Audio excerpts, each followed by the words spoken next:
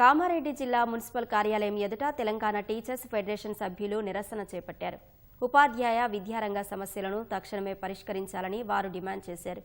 విద్యా commission report ప్రకారం రాష్ట్ర బడ్జెట్లో విద్యారంగానికి 20% నిధులు కేటాయించాలని టీపీటీఎఫ్ రాష్ట్ర అధ్యక్షుడు అనిల్ కుమార్ అన్నారు.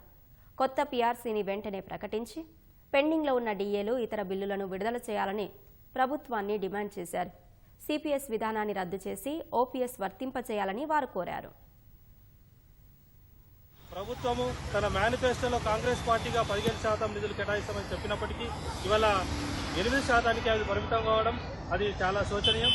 ఇలా విద్యారంగాన్ని నిజంగా అభివృద్ధి చేయదలుచుకుంటే వాళ్ళ కమిషన్ ఇచ్చినటువంటి రిపోర్ట్ ప్రకారమైన 18% నిధులను కేటాయించవలసి ఉండే, కానీ అలా చేయకుండా ఇలా పాఠశాలల మూసివేత కారణమైనటువంటి 25 జీవోను సవరణ చేయకుండా ఇవాళ తెలంగాణ పబ్లిక్ స్కూల్స్ పేరు మీద ఇంటిగ్రేటెడ్ స్కూళ్ల పేరు మీద ప్రభుత్వము అనేక రకాల ప్రయోగాలు చేస్తున్నప్పటికీ ఇలా పేద ప్రజలకు విద్య అందడం లేదు.